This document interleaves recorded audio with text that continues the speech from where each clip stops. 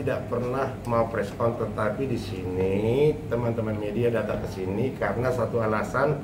Semalam saya datang ke persidangan Mbak Nikita Mirjani melawan Dr. Reza Gladys. Nah, jadi kalau rekan-rekan wartawan datang ke sini, apa yang mau ditanyakan ke saya? Bang, saya mau nanya nih Bang, dulu kan Abang pernah bermasalah ya Bang sama Nikita Mirjani sampai berseteru. Dan juga Abang kemarin hadir ya menyaksikan persidangan. Mungkin melihat persidangan Nikita Mirjani melawan Reza Gladys, gimana tanggapan dari Abang sendiri? Oke. Jadi saya bermasalah sama Mbak Nikita Mirjani dari tahun 2018 dan saya dieksekusi di tahun 2023 di bulan 7, berarti kurang lebih 5 tahun ya. Nah, jadi alasan saya datang kemarin ke persidangan Mbak Nikita Mirjani tidak lain dan tidak bukan hanya mendukung secara kemanusiaan. Artinya apa? Saya sudah pernah merasakan 6 bulan di dalam, itu nggak enak loh, sakit loh, stres loh, semua yang ada habis, kayak begitu. Nah, hati saya sudah memaafkan dia, udah ikhlas lahir dan batin, sehingga saya datang kemarin untuk melihat bagaimana proses persidangan antara Dr. Reza Gladys sama Mbak Nikita Mirjani. Seperti itu. Kalau dari pandangan Abang sendiri di persidangan kemarin ada kejanggalan nggak sih Bang? Abang kan juga orang hukum ya. Jadi begini, saya datang ke sana itu kurang lebih jam 2 pas Dr. Reza Gladys dimintain keterangannya sama majelis hakim, tinggal 5 menit lagi baru saya dengar, masih saya dengar. Jadi saya agak telat kemarin, agak telat. Jadi pertanyaan-pertanyaan dari majelis hakim, dari jaksa, dari Mbak Nikita, dari hakim kemarin kurang jelas. Kecuali suaminya kemarin ada sekitar 15 menit saya lihat pertanyaannya itu di situ. Melihat kesaksian suaminya Reza Gladys sendiri gimana sih Bang? Buka aja deh. Ngap gue. Jadi gini. Jadi kalau menurut keterangan suami dari Dr. Reza Gladys, mulai dari ditanyakan hakim, jaksa menanyakan seperti apa awal muasalnya itu. Kalau menurut saya sudah sangat jelas ya, yang diceritakan sama suami Dr. Reza Gladys yang dia ketahui, mulai dari ada namanya komunikasi, ada yang disuruh, ada yang mengeksekusi gitu kan. Itu keterangannya menurut saya sudah jelas. Tapi kalau masalah benar atau enggak benarnya nanti kembali lagi ke hakim. Nah, kenapa sampai ke persidangan? Berarti di dalam tahap kepolisian kemarin di Polda ada penyelidikan, mencari alat bukti, ternyata naik ke penyidikan, ditemukanlah 2 alat bukti untuk mendukung itu, kan begitu. Nah, setelah ditemukan berarti gelar perkara naik tersangka, kan begitu. Setelah naik tersangka baru kemarin dilimpahkan ke kejaksaan untuk tahap 2 untuk disidangkan. Jadi untuk secara prosedurnya, SOP-nya menurut saya sudah benar. Kalau masalah materi hukumnya benar atau enggak benarnya nanti tergantung bagaimana pembelaan Mbak Nikita Mirjani sama pengacaranya, bagaimana juga nanti tuntutan jaksa penuntut umum, dan bagaimana nanti finali bagaimana putusan hakim. Kembali lagi putusan hakim seperti itu. Tapi Abang masih menyimpan dendam nggak kepada Nikita? Oh enggak. Ngapain gue dendam sama dia? Orang udah ikhlas kok. Kasihan tahu. Ada niat ngebantu nggak sih Bang? Tadinya ada mau niat. Jadi gini, saya sama Bang Fahmi itu udah berteman. Kemarin pun Bang Fahmi begitu aku datang, Bang Fahmi nalamin aku sama timnya semua. Dan 2 bulan lalu saya ke Polda, Bang Fahmi juga nalamin saya juga. Bang, melihat kemarin di persidangan ada pengawalan. Melihatnya seperti apa Bang? Pengawalan dari mana itu? Dari pihak sana. Dari siapa? Reza Gladys banyak dikawal. Kan Abang kemarin ada di Saya sana. kenal. Kemarin Abang di sana. Saya kenal, saya salaman juga kemarin itu. Ya kan yang namanya pengawalan itu ya biasa-biasa aja sih. Nggak ada yang spesial sih. Karena kan negara ini negara Indonesia. Artinya apa? Kalau misalnya dia pakai siapapun yang di sana kan ada oknum polisi juga. Nggak ada masalah sih menurut gua. Bang, ini kan kasus pemerasan ya, tapi malah bahasnya seringnya skincare ya. Menurut Abang gimana? Keluar jalur gak sih Bang mungkin dari kasusnya? Ulang-ulang pertanyaan gimana? Ini kan kasusnya pemerasan bang, tapi malah kemarin di persidangan selalu bahasnya skincare. Nah menurut abang sendiri gimana mungkin? Ya kan, nggak? Oke.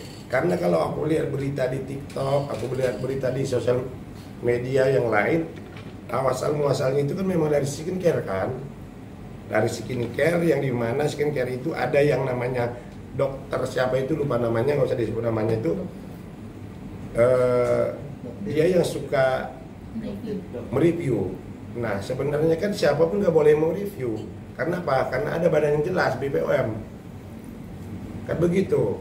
Mulai dari situ ya mungkin terjadi pemerasan tadi karena akibat menurut dokter ini inoperklem, ini merkuri, bagaimana kita cara duit, mungkin seperti itu. Tapi menurut abang BPOM apakah bisa juga untuk menjadi saksi ahli? Wajib. Kenapa wajib? Karena itu udah menjadi haknya dia menjelaskan. Karena apa? Karena siapapun tidak boleh yang namanya mereview skincare itu kecuali badan yang sudah ditentukan sama negara. Bang, melihat persidangan kemarin kan sudah dibuka secara gamblang nih, artinya semuanya memberikan statement dan pembelaan. Abang sendiri melihatnya seperti apa nih bang? Kemarin belum ada pembelaan, kemarin kan masih ini pembuktian, masih saksi-saksi, pembelaannya nanti pledoi. Nggak, artinya berargumen membela diri semuanya kemarin. Abang Ya namanya persidangan kayak saya kemarin aja sama. Ya saya pasti membela diri saya. Nikita pun pasti membela dirinya. Karena menurut dia bukan seperti itu. Tapi si Reject Ladies juga sama suaminya, sama jaksa yang ditunjuk sama negara, berhak juga untuk membela. Ini yang benar kan gitu. Sekarang adu-adu data, adu bukti kan gitu. Kalau mereka masing-masing membela ya sah-sah saja. Namanya juga persidangan pembuktian kok.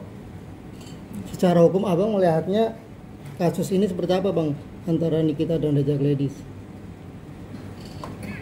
Biasa sih, biasa aja, nggak ada yang spesial. Tapi ini jadi atensi publik bang, di viral Pasti, di media. pasti karena Mbak Nikita Mirzani, siapa yang nggak tahu Mbak Nikita Mirzani, public figure, ya kan? Seperti itu. Tapi abang setuju ini pemerasan atau gimana bang? Pasal yang pas dan gitu maksudnya. Aku tidak bisa mengatakan itu setuju pemerasan atau enggak. Kembali lagi kepada keputusan pengadilan.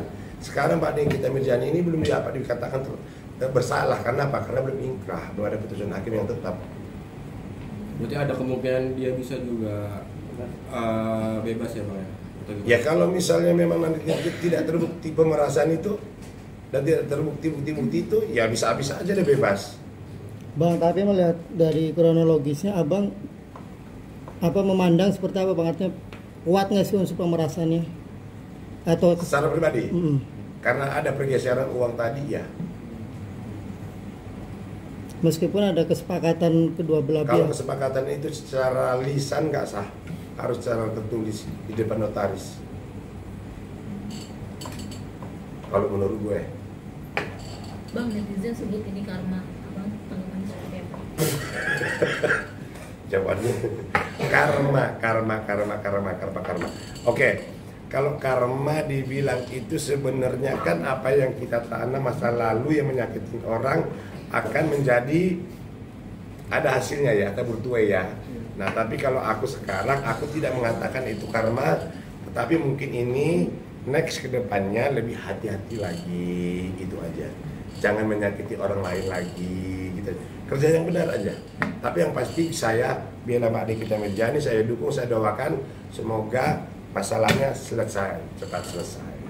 Bang, dengan permasalahan abang dulu sama Nikita Mirzani, apakah abang mendapatkan hikmah di balik itu semua bang? Banyak. Gara-gara gue bermasalah sama Mbak Nikita Mirzani, gue terkenal di Indonesia Raya. Jujur dong, gue kemana-mana, itu lawannya Nikita Mirzani ya. Ah, gitu. Artinya banyak sisi positifnya di situ ya bang? Ada.